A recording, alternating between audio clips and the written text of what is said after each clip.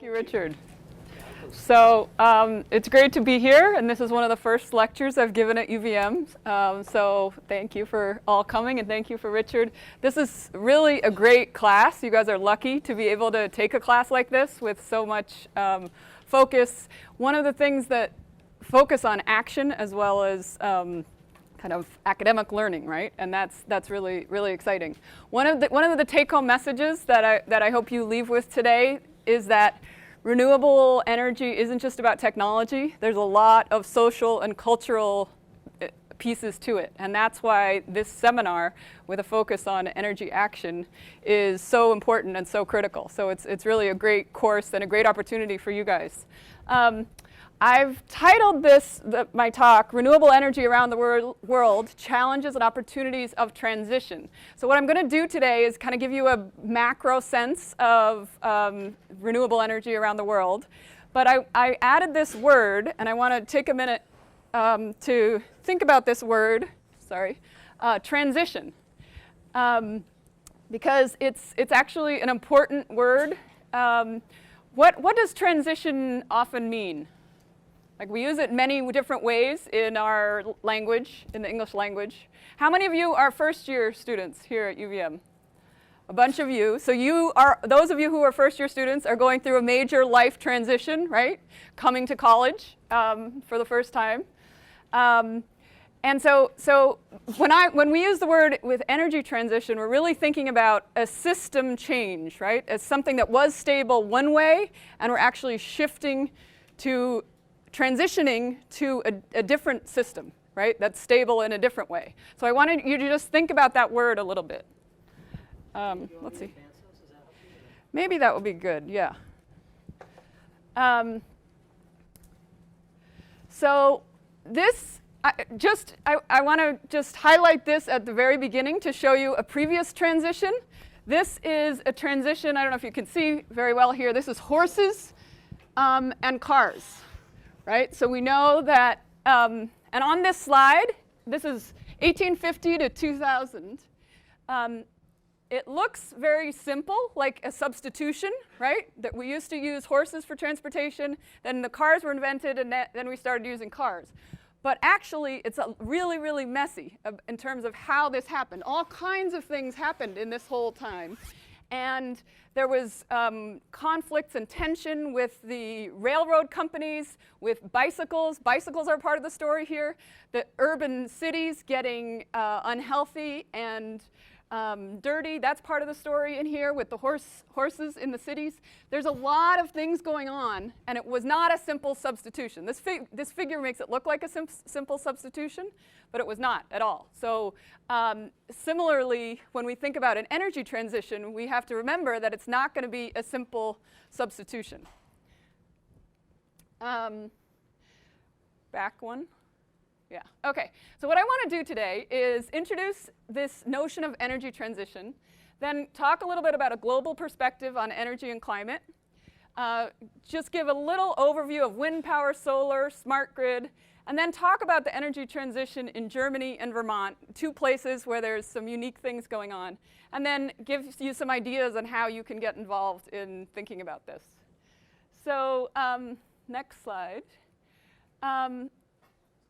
Actually, could you click one more? Okay. So what is the energy transition?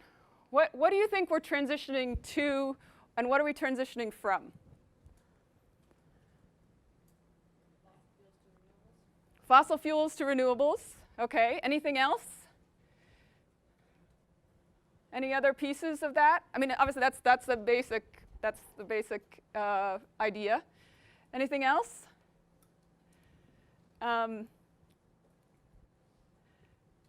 Richard, can you, I think I have a few little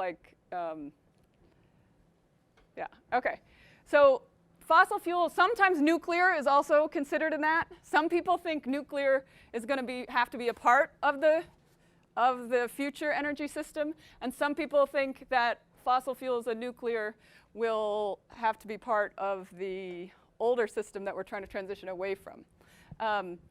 And I put a picture up here of a bridge. Have any of you heard the term bridge bridging technology or bridging fuel when it comes to energy? And what was mentioned in reference to that?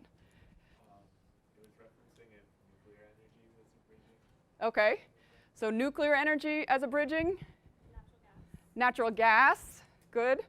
Natural gas is one of the cleaner of the fossil fuels, so it's often promoted as environmentally friendly and therefore a bridging fuel that we can use as we're going through this transition. And one of the things I want to point out here is that this notion of transition in some ways it's inevitable, because we know that fossil fuels are finite, and we know that they're increasing demand for energy, and we know that renewables are renewable, so they will be always available to us. So in some ways, it's inevitable that we will, at some point, have to transition from a fossil fuel-based system to a renewable-based system. The question that's open to all of us, that none of us know yet how exactly that's going to happen, how fast that's going to happen, and what it's going to take for that to happen. So I want to encourage you all, as you talk about renewable energy throughout this semester with all these great speakers and looking at different technologies, different community initiatives, different national level or regional or global initiatives, to think about this kind of inevitability that at some point we are going to have to transition, but the power of the existing system, the fossil fuel system, is very powerful. So it's not an easy transition, I guess, or a quick transition. So where do you guys think we are in this transition? What would you say? Do you think we're far along? Do you think we're at the beginning? What are some ideas about where you think we are in the transition? Yeah. At the beginning? Okay, and why do you say that? Because you don't really see it happening in many places. Okay, yeah. What else? Other thoughts? Anyone more optimistic? I was thinking there's still a lot of opposition to it. Right. So there's opposition that we can see. What else? What about our own dependencies, right? Most of us are very dependent on our cars in some ways or another in our lifestyles, especially in the United States. Car culture is huge. And right now, almost all cars, except for a few electric vehicles, are run by fossil fuels. Even if they're very efficient or they're hybrid, they still need some fossil fuels, right?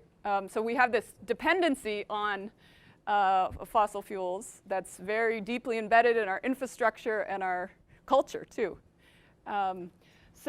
So where are we in this transition? It's definitely that I think it's safe to say the transition is underway. But I think people, depending on, in some places it might be more advanced than others, and that's where this example of Germany and the example perhaps of Vermont, we can be optimistic and say, look, we're on our way.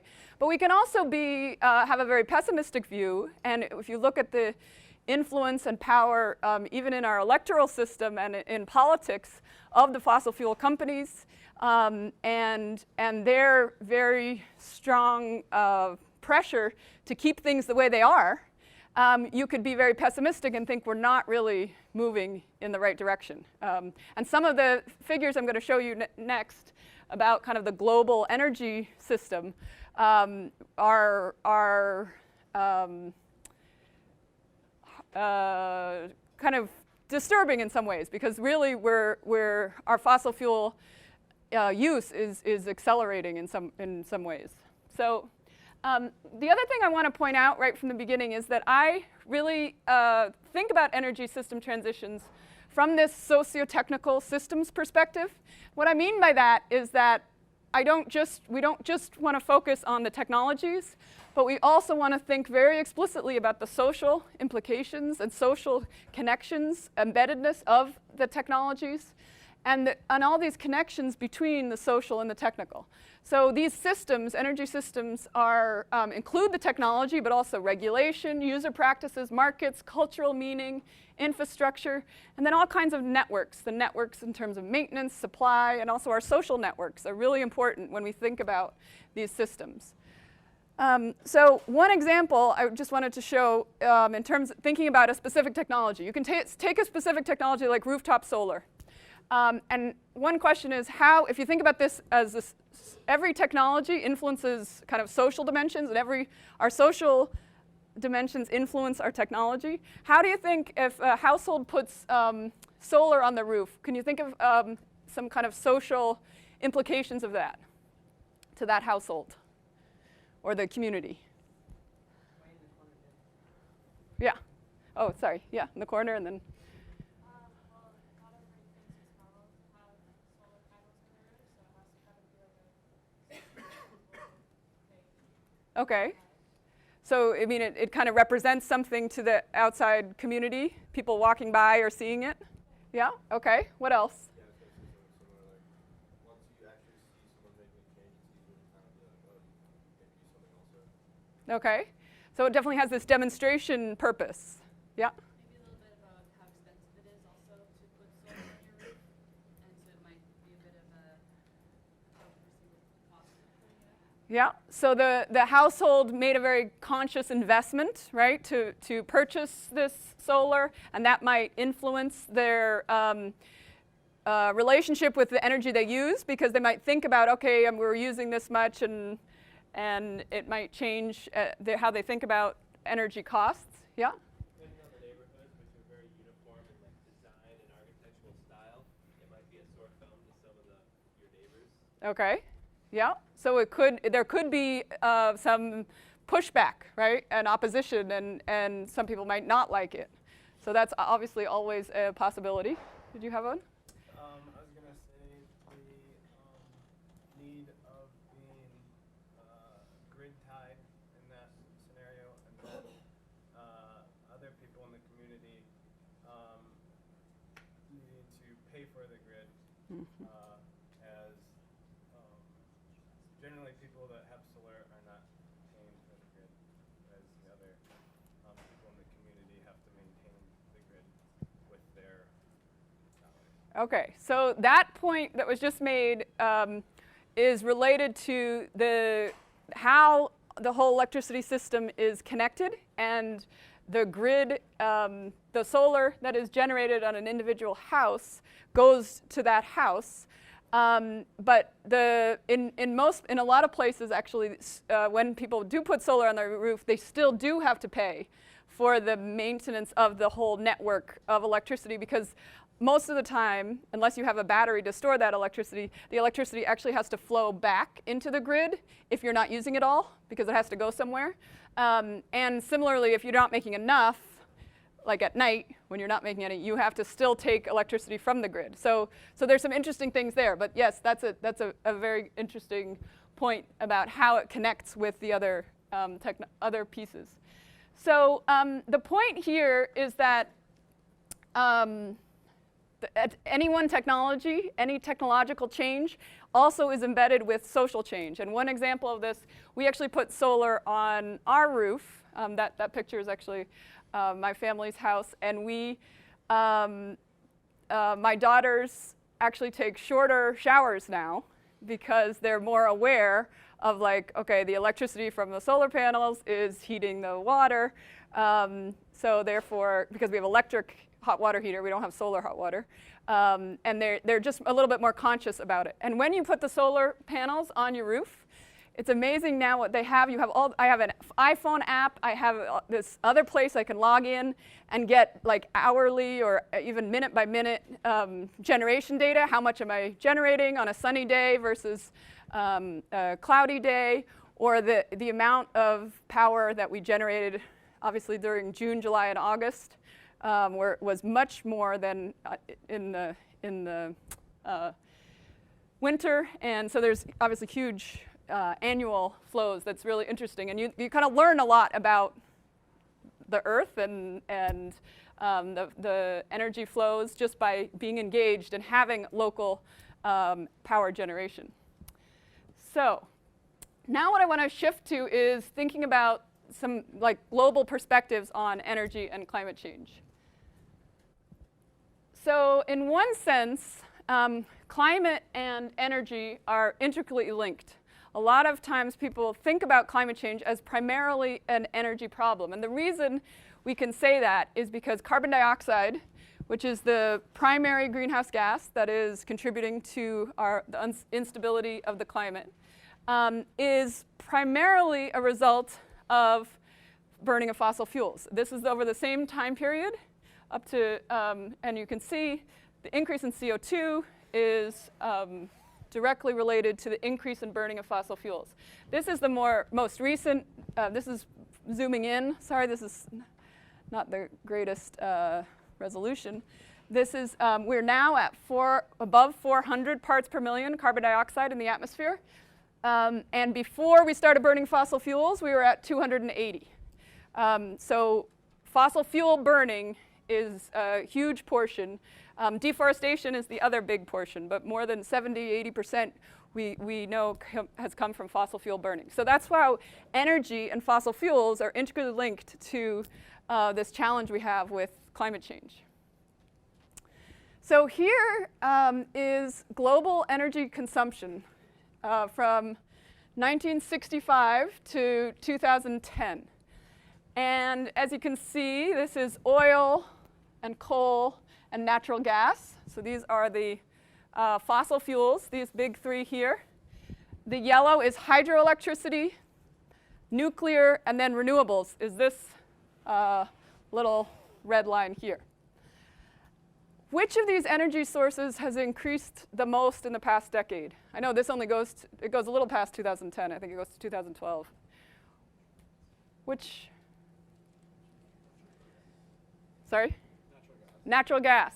Does anyone know what's the how and why has natural gas increased so much? Fracking. So you've probably all heard of hydraulic fracturing, aka fracking. It's a new method that was just developed in the past decade or so to extract natural gas that previously was not easily extractable. And because of that, the world has seen an increase, and particularly in the United States, we have a lot of additional natural gas that we didn't think was accessible. The United States had been trying to import natural gas, and now with fracking, we have so much natural gas that now we're exporting some of it as well. Just while you're on that, what are good places? What are your sources, Jennie, for the students that are good places to go get these macro? Yeah. So a lot of this I got on the Energy Information Agency, EIA, which is a U.S. government source. So that's one place, but there are a lot of different data sources out there, but that's one good place. Okay, so this is energy consumption globally in 2013, and again we can see the dominance of the fossil fuels, coal, natural gas, and oil, making up a total of 87%, with the nuclear, hydro, and then wind and solar are broken down here as pretty small slivers, and geothermal and biomass. So again, it just shows the extent of the fossil fuel dependence that we have, and this is all at the global level. So this is the United States, and this one it follows a similar pattern with oil, coal, and natural gas, and then you can see the others above here. And sorry, this one only went up to 2005. I couldn't find the more recent one. So a lot's happened just in the past 10 years that isn't shown on here. So next. And this is 2012 broken down. And again, what's important here to look at is this renewable energy slice and how it's broken down. So when we talk about renewable energy, there's multiple different things included in that, including hydropower, which is a big one. most of the time. And oftentimes, sometimes they report renewables without hydro and put hydro in a separate category. And sometimes it's included as part of the renewables. Okay. I did just want to highlight again, we just mentioned natural gas and fracking, but this was just an article in this summer in the New York Times showing in New England the electricity has shifted greatly in the past 10 years or 15 years from natural gas only making up 15% to, in 2012, 52% of the electricity. This is all of New England. So again, natural gas is considered the greenest of the fossil fuels, and a bridging fuel, right? Some of you mentioned that, but it's still a fossil fuel. So it's good on some levels, right? If it's substituting away from coal, because per unit of energy, coal emits more carbon dioxide than natural gas. But it's still a fossil fuel emitting a lot of carbon dioxide. Okay, so this is what I just mentioned. Coal, of the three fossil fuels, coal is the dirtiest, and in terms of CO2 emissions, but arguably also in terms of other impacts, in terms of mining and health impacts that are not related to CO2 with the other emissions when we burn coal. Oil is primarily used in the transportation sector. And so when we talk, that's obviously gasoline, right? So that's often where that comes in. And then natural gas is this other fuel that we just mentioned that has had an uptick just in the past decade or so. So one of the things that if you look at a lot of these energy information agency that I just mentioned where you can get data, EIA, you'll find a lot of these people who study energy and do these big analyses. What they do is they say, here's where we are so far, and here's where we project we are going. And the projections are oftentimes, business as usual, assuming kind of the same trajectory we've seen in the past few years, assuming it going forward. And most of the projections are pretty disturbing when you realize the magnitude of increase that are being projected. But I would also warn you all to be cautious about projections because none of us can predict the future.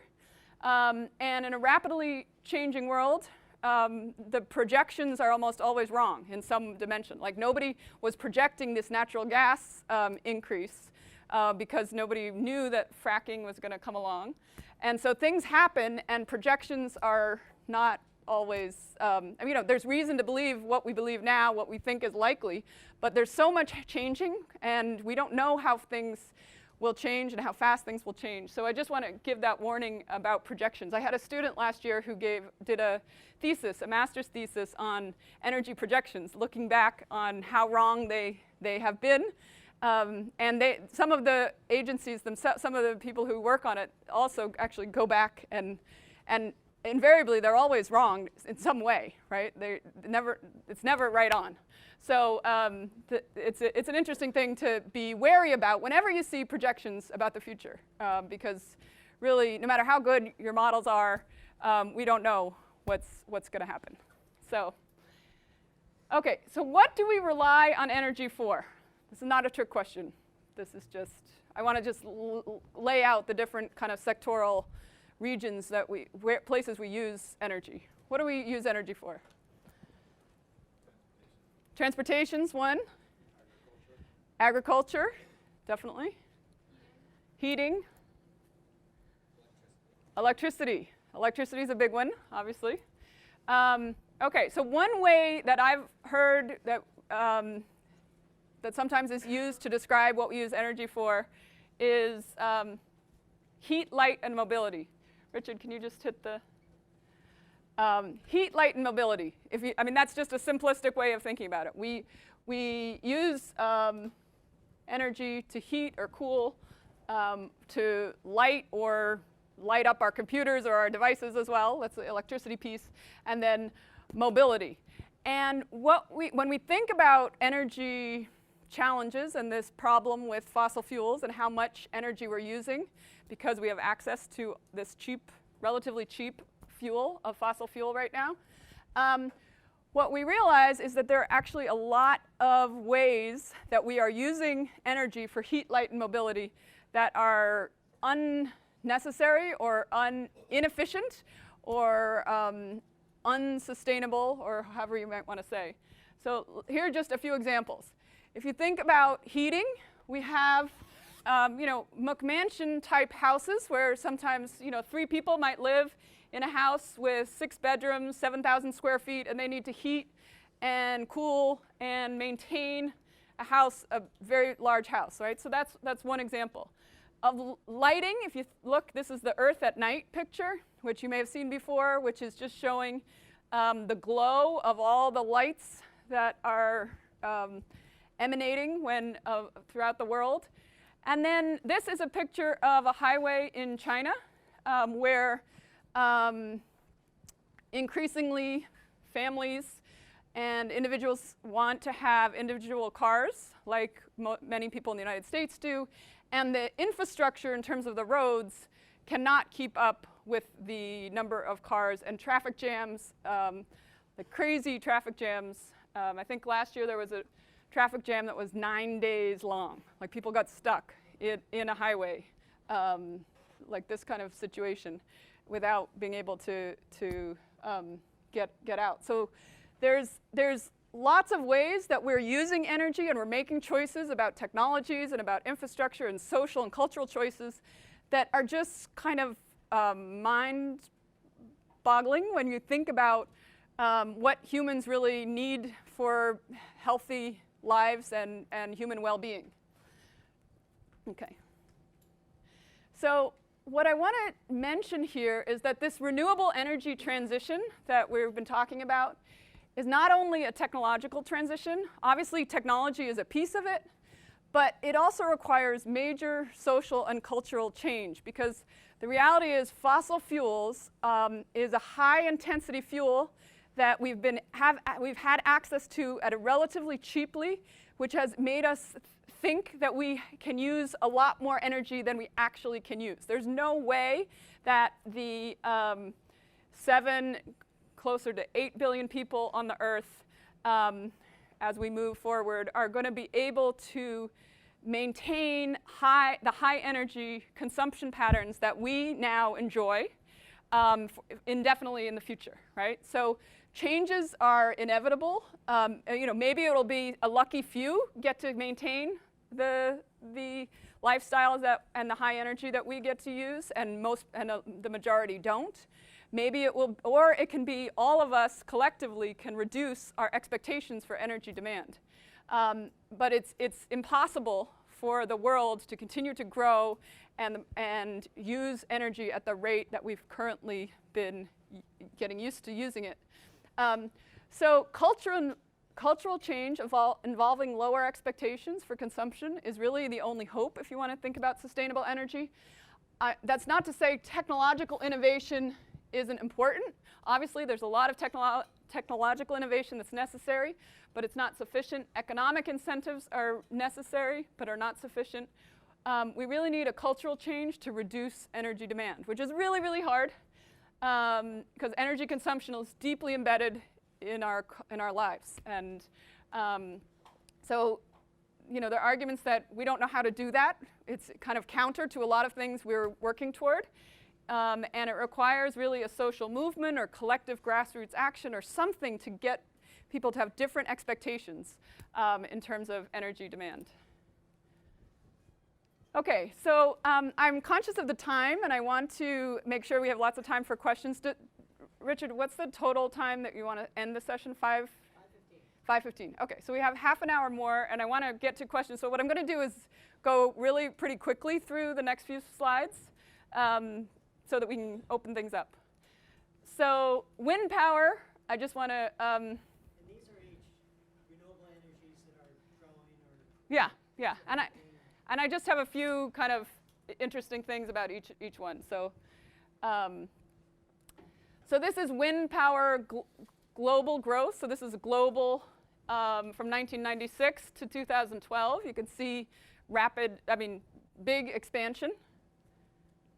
Wait, before you, I'm sorry, I just linger for a minute. Yeah. So is wind power the fastest growing renewable energy resource in the world? Or?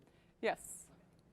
So it's fairly dramatic. Yeah, and it has, yeah. So I think I have a few more slides. One of the things that's interesting about wind power is also the size of the turbines, blades, has increased. So the technology itself has changed considerably over the past 10, 15, 20 years with experience and the larger size turbines in terms of generating more electricity per.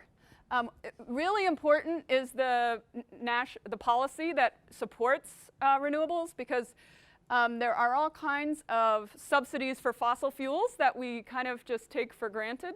But there's attempts to support renewables through policy. And the production tax credit is one very important policy that gave generators of renewables a tax credit, right, that they could calculate into their investment and get credit for. But what happened was Congress only did it kind of year to year, and then it expired in these years.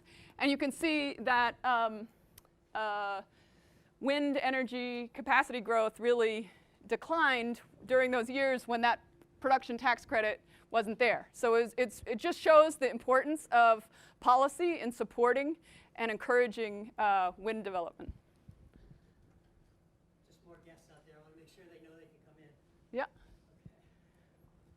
Okay, one thing that is particularly relevant to Vermont in thinking about wind, and other places too, is opposition to wind.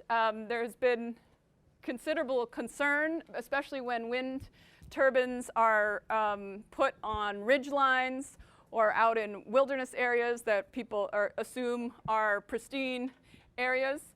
So there's opposition to wind. And one of the things in Massachusetts, the Cape Wind is a big wind farm project that there's a lot of opposition. And one of the things was bird mortality. And this is a slide that is actually old now, but that shows bird mortality from all kinds of different things. And in 2002, anyway, bird mortality from wind turbines was very small compared to the number of birds that fly into buildings, and house cats are another big one. So I just like to show this in terms of putting specific, this is just one specific concern sometimes with opposition to wind, but there are lots of others, and the aesthetic and kind of pristine one is a very important one also. This is kind of just a cartoon kind of putting the opposition in perspective in terms of the alternative if we think about the fossil fuels and the risks associated with, well, not just fossil fuel, but also nuclear and coal and oil. And these are really interesting acronyms. Does anyone know what NIMBY stands for? Not in my backyard. There's also NUMBY, which I've done a lot of work on carbon capture and storage, which is the idea of capturing CO2 and injecting it underground instead of putting it in the atmosphere. And there was a lot of concern about not under my backyard, because a lot of people had concerns they don't want carbon dioxide injected underneath their where they live, which is an important concern. And then there's another acronym that's a funny one, BANANA. Does anyone have any idea what that might stand for? It stands for build absolutely nothing anywhere near anybody, which is a phenomenon, right, that most people, if you've bought land or a home, built a home or live in a home, and you'd prefer if people didn't come and build something near you, right? I mean, in general, that's an ethic, particularly in the United States, where we are used to having substantial amounts of land, and we're and kind of having space around us where that we have control over. This is an important phenomenon that is prevalent, not just in energy, but in other things too. Okay, so I might just actually skip through the solar and smart grid stuff and go to the energy transition. Yeah, can you just say, is solar, from what you know, a very also fast-growing resource? Yes. So solar is also fast growing. The next one shows in the United States, there's been a huge increase in solar, rooftop solar, just in the past year or two, and a lot of new distributed generation, which means solar on rooftops and solar out in community solar farms and things like that. So there's a lot going on with solar. Let's skip over this one. Smart grid, the only thing I want to say about smart grid is that the generation of the electricity is only one piece. That's the solar, the wind, the coal, or the natural gas power plant. But getting the power from where it's generated to where it needs to go is the whole grid system. And there's a lot of improvements that need to be made to the grid system to enable the integration of more renewables and more, and even just getting solar on your roof. You need to have new kind of grid technology so that power can go both ways into your house, right, with the grid. So that's what the whole, one piece of the whole smart grid idea. There's lots of innovations in the grid system that we don't really think about. Most of the times we focus just on generation, but transmission and distribution and then how we use it, use the power is also really important. Okay, so now to wrap up, and then I want to open it up to discussion. I want to talk about energy transition in these two places. And you're going to spend a lot of time throughout the semester thinking about Vermont and energy transition here. But I also want to just highlight to you what's going on in Germany, where there's really a nationally supported energy revolution, what they're calling it, really moving away from both nuclear and fossil fuels toward a renewable-based energy system. And so this just to put in scale, Germany has 82 million people, and Vermont has less than 700,000. So it's very different scale. And the economy, obviously, in Germany, as one of the powerhouses of the European economy, is again, very different scale and critical to not just the country, but to the whole region. As Vermont goes, so goes the United States. In some things. In some things. So you read an article, a brief article that I sent around to Richard that kind of gave you an introduction to some of the things going on in Germany. I just want to highlight a few things. One is here just shows, this is from 2000 to 2012. This is Germany. Fossil fuel use is still up here, only a slight decline, but a big decline in nuclear in the past 12 years, and renewables has been ramped up considerably.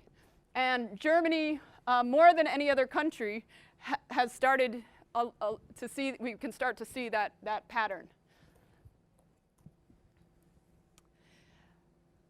One thing that's really interesting about the German story is this transmission highway that has been proposed, but there's been opposition to it.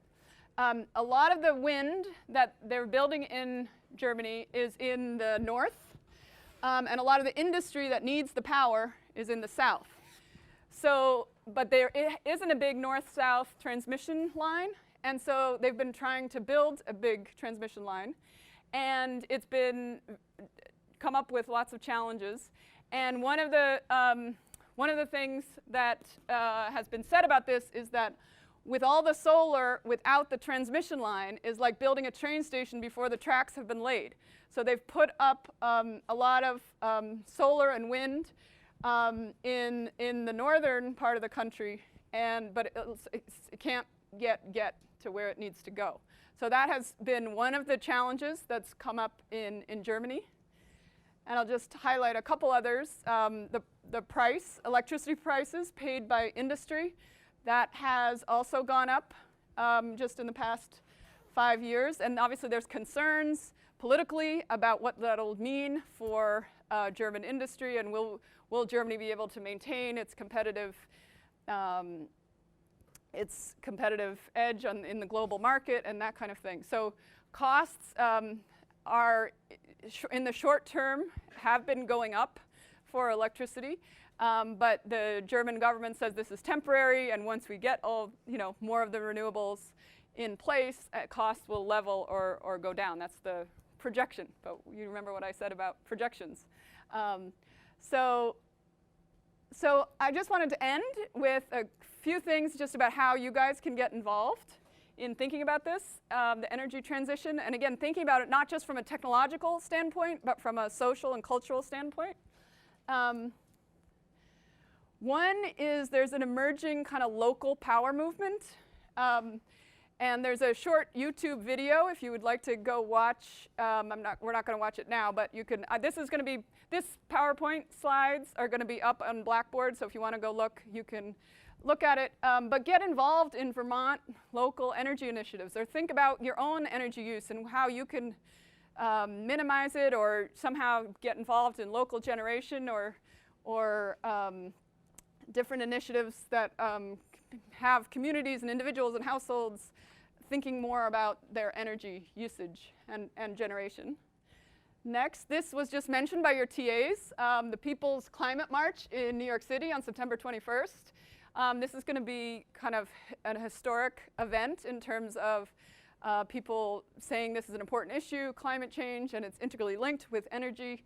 And kind of making a stance to our political leaders that we care about this issue. And finally, I wanted to just highlight this article, and just thinking about all of you are at a university, you're studying.